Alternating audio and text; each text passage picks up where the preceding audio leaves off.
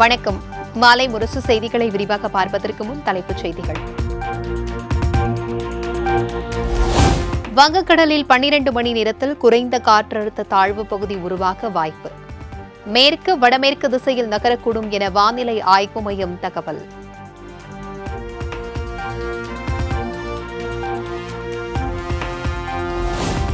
தமிழ்நாட்டில் வரும் 11 முதல் 13ஆம் தேதி வரை பலத்த மழை பெய்ய வாய்ப்பு.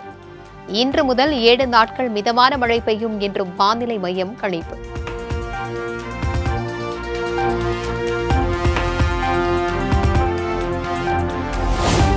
கூட்டணி கணக்குகளை மட்டுமே நம்பி இருமாப்புடன் 200 தொகுதிகளை வெல்வோம் என சிலர் எகத்தாளம் பேசுவதாக விஜய் விமர்சனம்.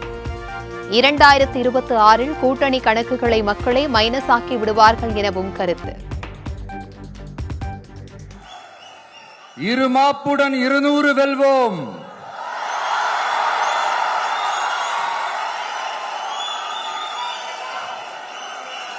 என்று எகத்தாள முழக்கமிடும் மக்கள் விரோத ஆட்சியாளர்களுக்கு என் மக்களோடு இணைந்து நான் விடுக்கும் எச்சரிக்கை.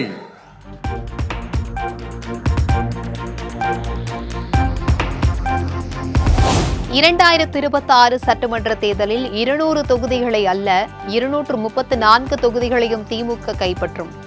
தவேக தலைவர் விஜய் கருத்திற்கு அமைச்சர் பி. கே. சேகர் பாபு பதிலடி. நம்பிக்கை வீணாகும் என்று ஒரு சிலர் அதிமேதாவிகளாக தற்குறிகளாக களத்திற்கே வராதவர் பேசிக் கொண்டிருக்கின்றார்கள். எங்களுடைய நிலைப்பாடு 200 அல்ல 234ஐயும் திராவிட முன்னேற்ற கழகம் வருகின்ற சட்டமன்ற தேர்தலில் கைப்பற்றும் கைப்பற்றும் கைப்பற்றும். அம்பேத்கர் குறித்த நூல் வெளியீட்டு விழாவில் கூட கலந்து கொள்ள முடியாத அளவிற்கு திருமாவளவனுக்கு கூட்டணி கட்சிகள் அழுத்தம்.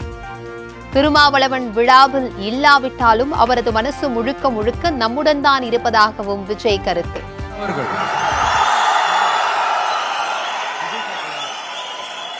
அவங்களால இன்னைக்கு வர முடியாம போச்சு.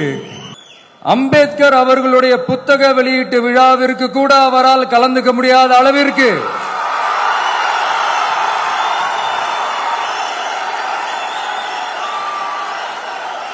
கூட்டணி கட்சிகள் சார்ந்து எவ்வளவு பிரஷர் இருக்கும் என்று என்னால் யூகிக்க முடிந்தாலும்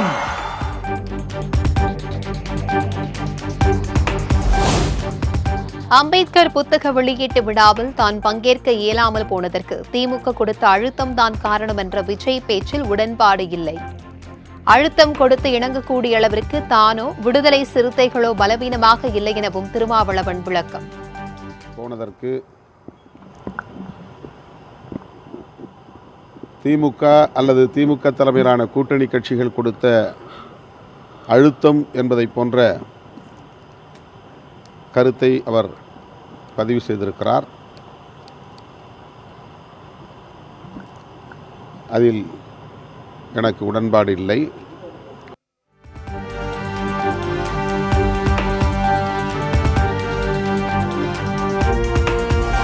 2026ஆம் ஆண்டு தேர்தலில் மன்னராட்சியை ஒழிக்க வேண்டும். விசிக துணை பொதுச் செயலாளர் ஆதவ் அர்ஜுனா பேச்சு. பிறப்பின் அடிப்படையில் முதலமைச்சரை தேர்ந்தெடுக்க கூடாது எனவும் வலியுறுத்தல். 26 தேர்தலுக்கான பணிகள் 2026க்கான தேர்தலுக்கான பணிகள் மன்னராட்சியை ஒழிக்க வேண்டும்.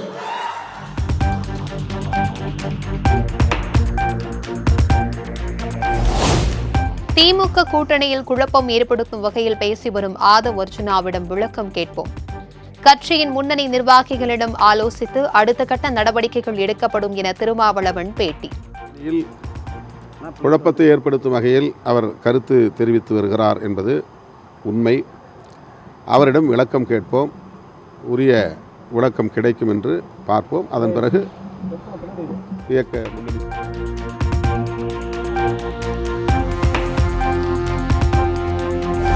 திமுகவின் அரசாட்சியோடு ஒரு வேடம், திமுக கூட்டணிக்கு எதிராக ஒரு வேடம் என இரட்டை வேடம் போடுகிறார் திருமாவளவன்.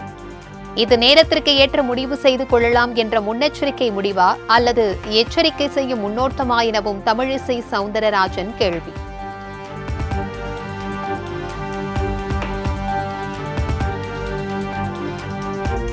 திருமாவளவன் பற்றி விஜய் பேசியதை பார்த்தால் அவர் கட்சி ஆரம்பித்திருப்பதை விசிகவுடன் கூட்டணி வைப்பதற்காக தான் என்பது போல் தோன்றுகிறது. தன்னம்பிக்கையோடு கட்சி ஆரம்பித்திருந்தால் இப்படி வழிந்து வழிந்து அழைப்பு விடுக்கும் நிலை ஏற்பட்டிருக்காது எனவும் எம்பி ரவிக்குமார் விமர்சனம்.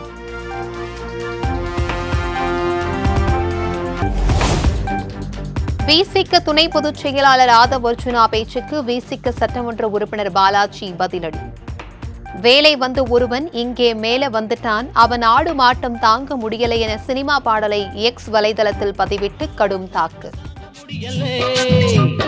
வீடு வந்து வசதியான வாழ்வு வந்துட்டா அவன் அடுக்கும் பாடு தூங்க முடியலே.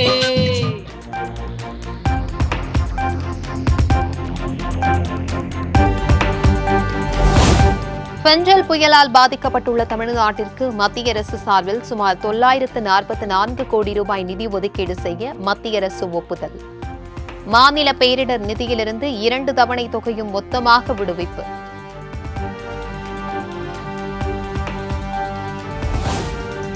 தமிழ்நாட்டில் புயல் பாதிப்புகளை சீரமைக்க 6675 கோடி ரூபாய் நிதி தேவை. தமிழகம் வந்த மத்திய குழுவிடம் முதலமைச்சர் மு க ஸ்டாலின் வலியுறுத்தல்.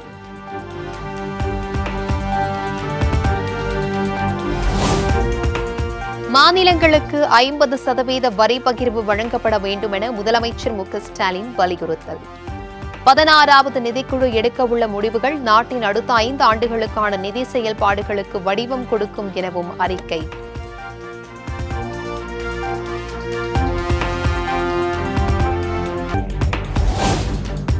புயல் நிவாரண நிதியாக மத்திய அரசு ஒப்புதல் அளித்திருக்கும் தொகை போதுமானதாக இருக்காது. வேலூரில் துணை முதலமைச்சர் உதயநிதி ஸ்டாலின் பேச்சு. இது பெரிய விஷயம்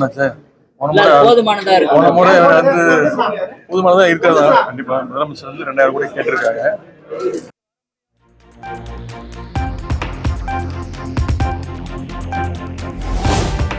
தமிழகத்திற்கு வெள்ள நிவாரண நிதியாக 944 கோடி ஒதுக்கீடு. மத்திய அரசிற்கு தமிழக நிதியமைச்சர் தங்கம் தென்னரசு நன்றி.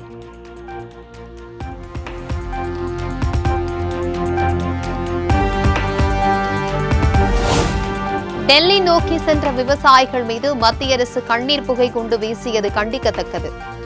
உரிமைக்காக போராடும் விவசாயிகள் மீது மத்திய அரசு அடக்குமுறையை கையாண்டுள்ளதாகவும் திமுக எம்பி கனிமொழி சாடல்.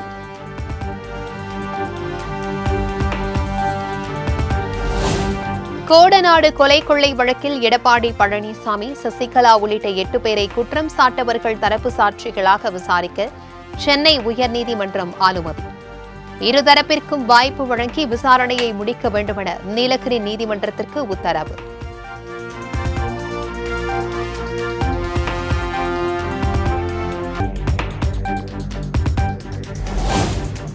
வக்ஃப் வாரிய திருத்த சட்டத்தை மத்திய அரசு திரும்பப் பெற வலியுறுத்தி தமிழ்நாடு சட்டமன்றத்தில் தீர்மானம் நிறைவேற்ற வேண்டும். தமிழக முஸ்லிம் முன்னேற்ற கழக தலைவர் ஜவாஹிர் உல்லா கோரிக்கை.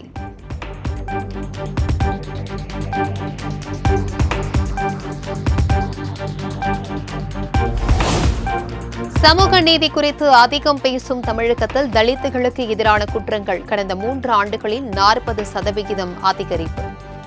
சென்னை ஆளுநர் மாளிகையில் நடைபெற்ற அம்பேத்கர் நினைவு தின நிகழ்ச்சியில் ஆளுநர் RN ரவி குற்றச்சாட்டு.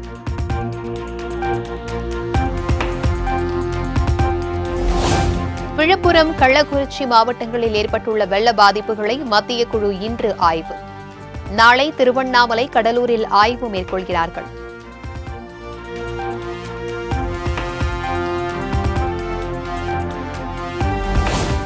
புதுச்சேரியில் பெஞ்சல் புயல் பாதிப்புகளை நாளை ஆய்வு செய்கிறது மத்திய குழு. 2 நாட்கள் ஆய்வு செய்து மத்திய அரசிடம் அறிக்கை சமர்ப்பிக்க திட்டம்.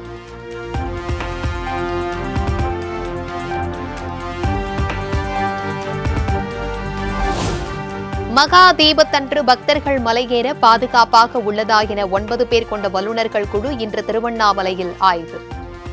மலையேற போலி அனுமதிச் சீட்டு விட்டால் குற்றவியல் நடவடிக்கை மேற்கொள்ளப்படும் என அமைச்சர்கள் PK சேகர்பாபு, ஏவ வேலு கூட்டாக பேட்டி.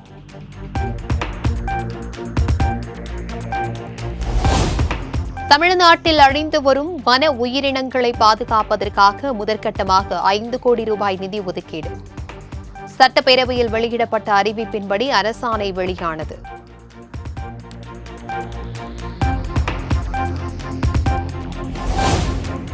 திருச்சி வந்த ஹவுரா எக்ஸ்பிரஸ் ரயிலில் உரிய ஆவணங்களின்றி கொண்டுவரப்பட்ட 75 லட்சம் ரூபாய் பறிமுதல். வருமான வரித்துறைக்கு தகவல் தெரிவிக்கப்பட்டதை அடுத்து விசாரணை தொடக்கம்.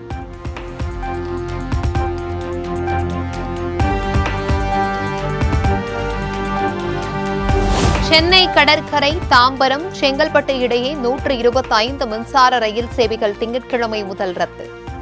பராமரிப்பு பணி காரணமாக ரத்து செய்யப்படுவதாக தெற்கு ரயில்வே அறிவிப்பு.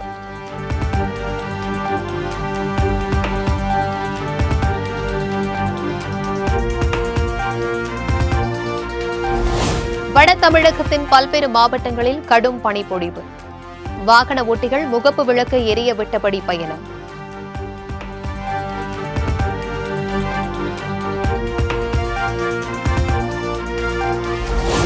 நீலகிரியில் குடியிருப்பு பகுதி அருகே சிறுத்தை ஒன்று ஓடிய பதைப்பதைப்பூட்டும் சிசிடிவி காட்சி வெளியீடு.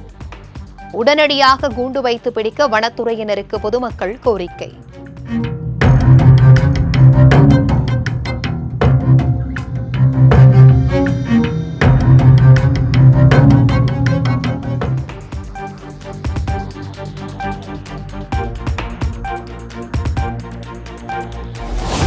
தஞ்சை அணைக்கரையில் உள்ள கீழணையிலிருந்து கொள்ளிடம் ஆற்றில் உபரி நீர் திறப்பு நிறுத்தம். கீழணைக்கு நீர்வரத்து குறைந்ததால் நீர்வளத்துறை நடவடிக்கை.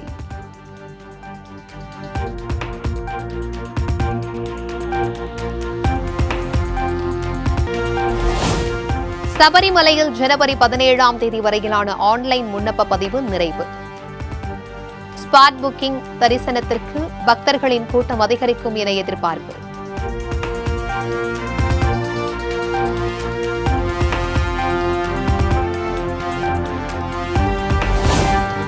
டாலருக்கு மாற்றாக எந்த நாணயத்தையும் சர்வதேச வர்த்தகத்திற்கு பயன்படுத்தும் திட்டம் இல்லை. ரிசர்வ் வங்கி ஆளுநர் சக்திகாந்த தாஸ் திட்டவட்டம்.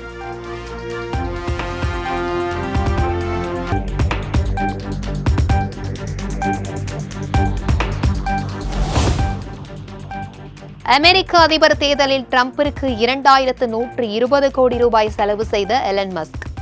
தேர்தல் செலவில் வரலாற்று இதுவரை இல்லாத அளவு என அமெரிக்க அரசியல் கட்சிகள் அதிர்ச்சி.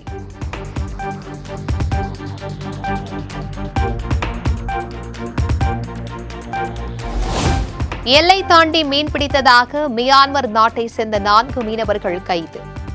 இந்திய கடற்படை வீரர்கள் ரோந்து பணியில் ஈடுபட்ட போது சிக்கியதாக தகவல்.